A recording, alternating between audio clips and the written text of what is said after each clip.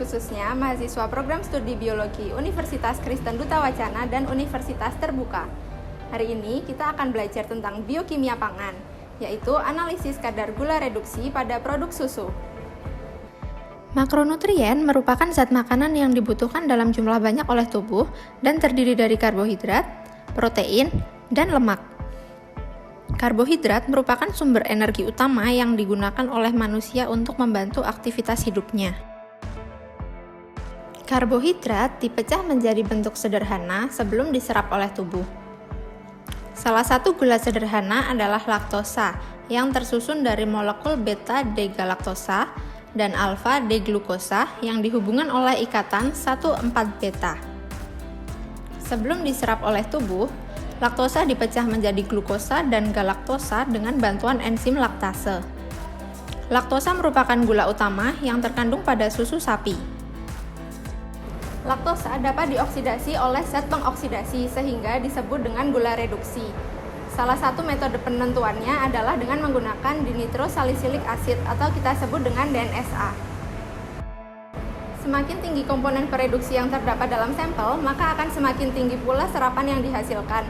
Hal tersebut ditandai dengan warna jingga hingga kemerahan yang semakin pekat. Dalam praktikum ini, kita akan membahas tentang pengujian kadar gula reduksi dengan menggunakan metode DNSA. DNSA dapat membentuk suatu senyawa yang dapat menyerap radiasi gelombang elektromagnetik pada panjang gelombang 540 nanometer. Pengujian dilakukan pada berbagai jenis susu, yaitu susu sapi segar, susu sapi dengan proses pemanasan ultra high temperature atau UHT, dan susu kedelai yang kemudian akan diuji dengan menggunakan reagen DNSA. Berikut ini bahan dan peralatan yang kita gunakan dalam praktikum.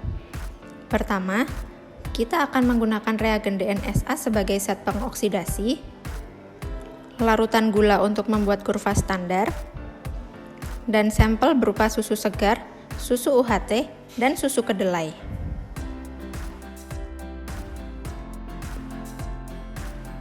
Teman-teman sekalian, berikut ini adalah peralatan utama yang akan kita gunakan, yaitu tabung reaksi, pipet tetes, vortex, water bath, dan spektrofotometer.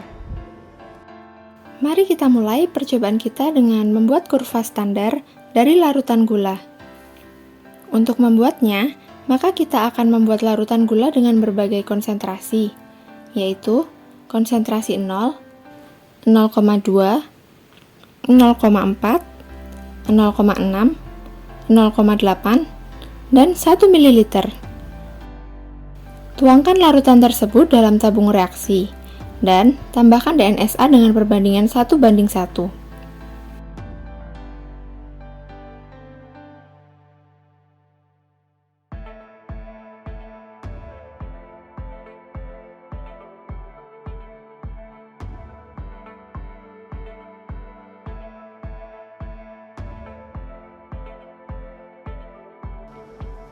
Kemudian, homogenisasi dengan vortex atau bisa dengan cara spin up spin down.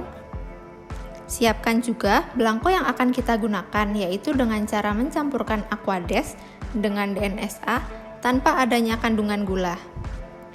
Larutan gula yang telah terhomogenisasi tersebut kemudian kita inkubasi dalam water bath dengan suhu 80 derajat Celcius selama 30 menit untuk memulai proses oksidasi.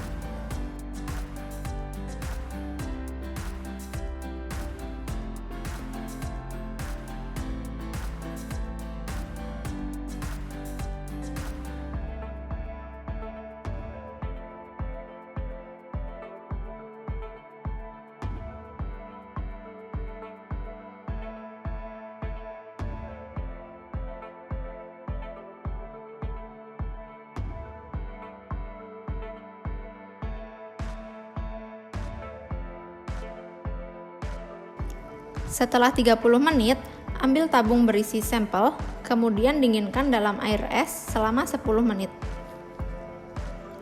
Ukur absorbansi sampel menggunakan spektrofotometer pada panjang gelombang 540 nanometer.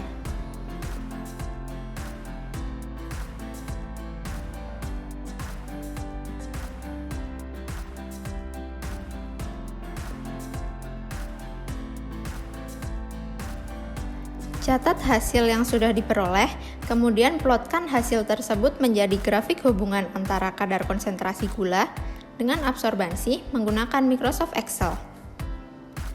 Dengan menggunakan persamaan linear, maka didapatkan persamaan Y sama dengan AX plus B, dengan Y adalah absorbansi dan X adalah konsentrasi. Persamaan ini yang akan digunakan untuk mengukur kadar konsentrasi gula reduksi pada sampel susu. Pengukuran pada sampel yang belum kita ketahui konsentrasi gulanya dilakukan dengan cara mengencerkan susu sebanyak 100 kali dengan 3 kali pengulangan. Pengenceran dilakukan dengan mengambil 0,1 ml susu, kemudian dicampurkan dengan 9,9 ml Aquades.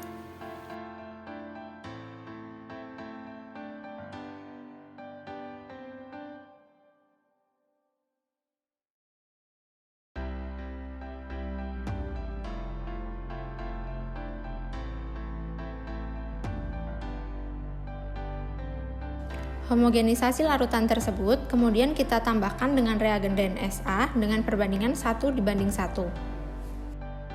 Inkubasi sampel dalam water bath selama 30 menit pada suhu 80 derajat Celcius.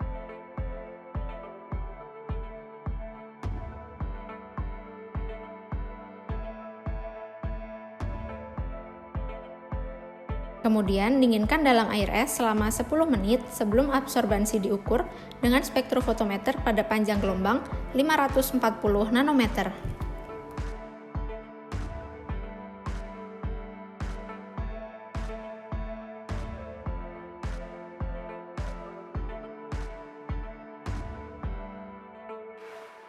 Catat absorbansi yang didapat sebagai nilai X.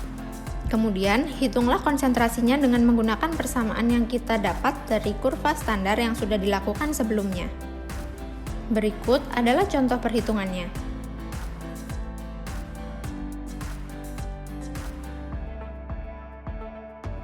Dengan cara yang sama, maka teman-teman dapat melengkapi tabel perhitungan konsentrasi gula pada sampel. Setelah kita melakukan perhitungan dengan persamaan tersebut, maka kita dapat mengetahui konsentrasi laktosa yang terdapat pada susu. Akhirnya, sampailah kita di penghujung acara praktikum ini. Selamat menghitung konsentrasi laktosa pada berbagai macam susu. Teman-teman sekalian, demikianlah praktikum kita hari ini mengenai analisis kadar gula reduksi dengan menggunakan metode DNSA. Kami berharap dari semua penjelasan yang telah diberikan dapat membantu teman-teman dalam memahami biokimia pangan. Selamat belajar, semangat, dan sehat selalu. Sampai jumpa di praktikum selanjutnya.